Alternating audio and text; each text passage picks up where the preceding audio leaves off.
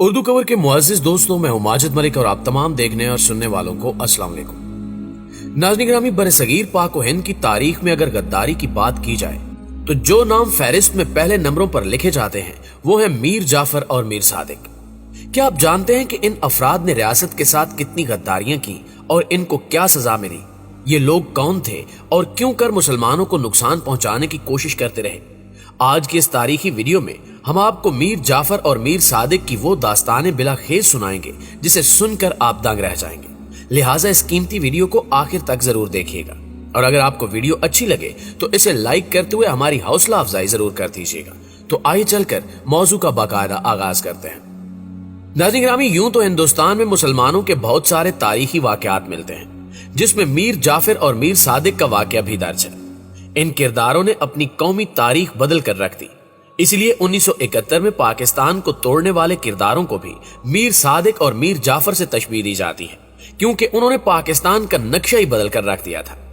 लेकिन हकीकत में ये किरदार कौन थे, इसे जानने के लिए 18वीं सदी ईस्वी के हालात जानना होंगे। तारीख के मुताबिक बंगाल को अकबर बादशाह के दौरे हुकूमत में सन 1592 ईस्वी में मुगलिया सल्तनत का हिस्सा बनाया गया था। मुगलिया सल्तनत कमजोर हुई तो कई सूबे आजाद हो गए, जिनमें बंगाल भी शामिल था। सिराजुद्दौला 24 बरस की उम्र में अपने दादा अली वर्दी खान के इंतकाल के बाद 1756 में बंगाल की गद्दी पर बैठा। उस दौर में अंग्रेज अपना असर रसूख बढ़ा रहे थे और तिजारत की आड़ में ईस्ट इंडिया कंपनी मुसलमानों के इक्तिदार में नकब लगाने में मसरूफ थी। अव्वल तो अंग्रेजों ने नवाब की मंजूरी के बगैर अपने तिजारती मराकज के इर्द गिर्द हिसार बना लिए थे। दोम, वो सिराजुद्दौला के मुखालफों की हिमायत कर रहे थे और सोम, उन्होंने तिजारती मराहत से नाजायज फायदे उठाना शुरू कर दिए थे, जिनके सबब नवाब ने हमला करके कलकत्ता पर कब्जा कर लिया। क्लाइव ने हमला करके कलकत्ता तो वापस ले लिया और नवाब सिराजुद्दौला से मुआहदा भी कर लिया, लेकिन इसके साथ ही अंग्रेजों ने सिराजुद्दौला से निजात हासिल करने का फैसला भी किया। इस किस्म के फैसलों को अमली जामा पहनाने के लिए अंग्रेज हमेशा साजिश का सहारा लेते थे और दुश्मन के अहम कारिंदों को रिश्वत या इक्तिदार का लालच देकर खरीद लेते थे। नवाब सिराजुद्दौला का सबसे बड़ा काबिल एतमाद शख्स मीर जाफर था, जो उसकी फौज का कमांडर इन चीफ भी था। अंग्रेजों ने उससे साजबाज करके साजिश का जाल फैला दिया और उसे बंगाल की हुक्मरानी देने का वादा करके खुफिया मुआहदा कर लिया। दोस्तों, तयशुदा हिकमत अमली के तहत जंगे प्लासी सन 1757 में हुई। अंग्रेजों की फौज 3000 पर मुश्तमिल थी, जबकि सिराजुद्दौला के पास 50,000 की फौज थी। 23 जून 1757 को प्लासी की इस जंग के दौरान मीर जाफर ने सिराजुद्दौला को दगा दिया और फौज लेकर नवाब से अलहदा हो गया। नतीजे के तौर पर नवाब सिराजुद्दौला को शिकस्त हुई और वो जान बचाकर भाग निकला। मीर जाफर के बेटे मीरा ने ताकुब करके सिराजुद्दौला को कत्ल कर दिया। यूं सिराजुद्दौला की जगह मीर जाफर बंगाल का हाकिम बन गया, लेकिन अमली तौर पर उसे ईस्ट इंडिया कंपनी के साथ मुआहदे में बुरी तरह जकड़ दिया गया। यूं अंग्रेज गालिब आ चुके थे, इसके साथ ही बंगाल के इलाके में मुसलमानों के अरूजो इक्तिदार का सूरज गरूब हो चुका था। अब मीर सादिक का तारीखी किरदार यह है कि मीर सादिक टीपू सुल्तान, जो कि मुसलमानों के बहादुर बादशाह के नाम से जाने जाते हैं, उनकी मजलिस का सदर आजम था। टीपू सुल्तान ना ही सिर्फ बहादुर, इबादत गुजार और आला दर्जे का मुंतजिम था, बल्कि हिंदुस्तान में मुसलमानों के इक्तिदार की आखिरी निशानी और रोशन चिराग समझा जाता था, क्योंकि मुगल हुक्मरान जंगे बलकसर में शिकस्त के बाद अंग्रेजों के हाथों महज कठपुतली बन चुके थे। टीपू को फ्रांसीसियों की हिमायत हासिल थी और वो अंग्रेजों के तौसीब पसंदाना अजायम के रास्ते में सबसे बड़ी रुकावट था।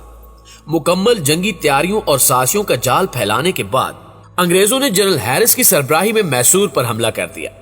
जनरल हैरिस ने मार्च 1799 में मैसूर और फिर बेंगलोर पर कब्जा कर लिया।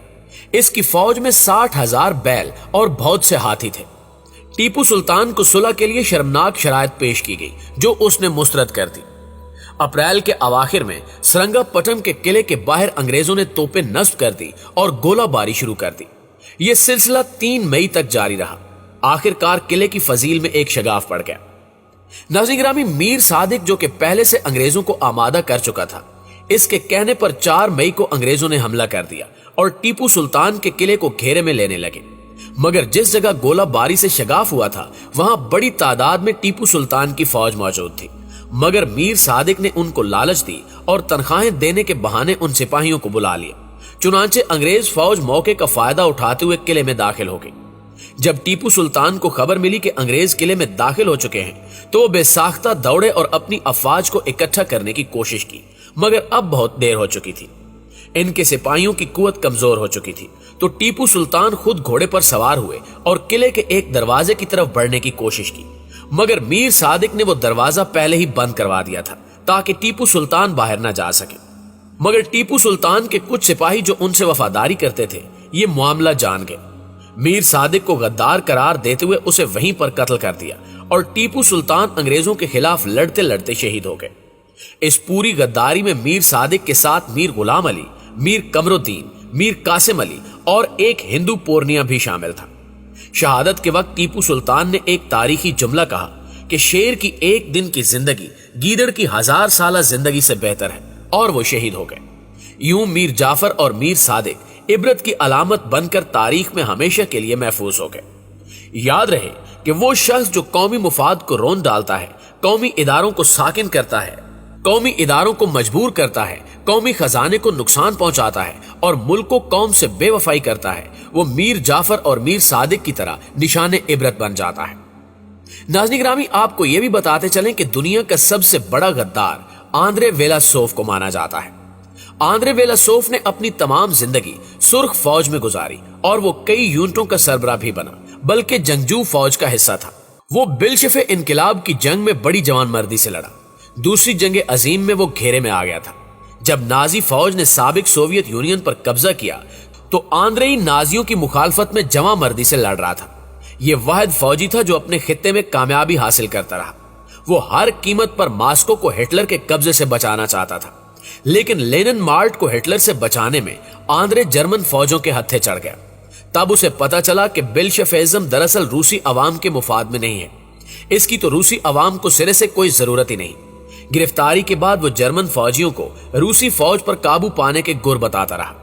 चूंकि ये अंदर का आदमी था, एक एक चप्पे से वाकिफ था, इसने कम्युनिस्ट रूस के अंदर ही कम्युनिस्ट मुखालिफ शहरी तलाश किए और इन पर रशियन मूवमेंट की बुनियाद रखी, और यही मूवमेंट बाद में रशियन लिबरेशन आर्मी कहलाई। इसकी फौज ईस्टर्न फ्रंट की फौज थी जिसने कम्युनिस्ट रूसी फौजों के मुकाबले में कुछ कामयाबियां हासिल की। अगर नाजी फौज इसके साथ धोखा न करती, धोखेबाज को धोखेबाज न मिलते, तो ये शख्स सुर्ख फौज को पीछे धकेल देता और दुनिया आज कम्युनिज्म से पाक होती। जंग खत्म होने के बाद ये अमेरिकी फौज के हत्थे चढ़ गया जिसने इसे रूसियों के हवाले कर दिया। जी तो प्यारे साथियों, ये है हमारी आज की वीडियो कैसी लगी कमेंट करके हमारे साथ शेयर जरूर कीजिएगा। इंशाल्लाह आपसे मुलाकात होती है अगली वीडियो में। तब तक अपना और अपने प्यारों का ढेर सारा ख्याल रखिएगा। अल्लाह निगहबान।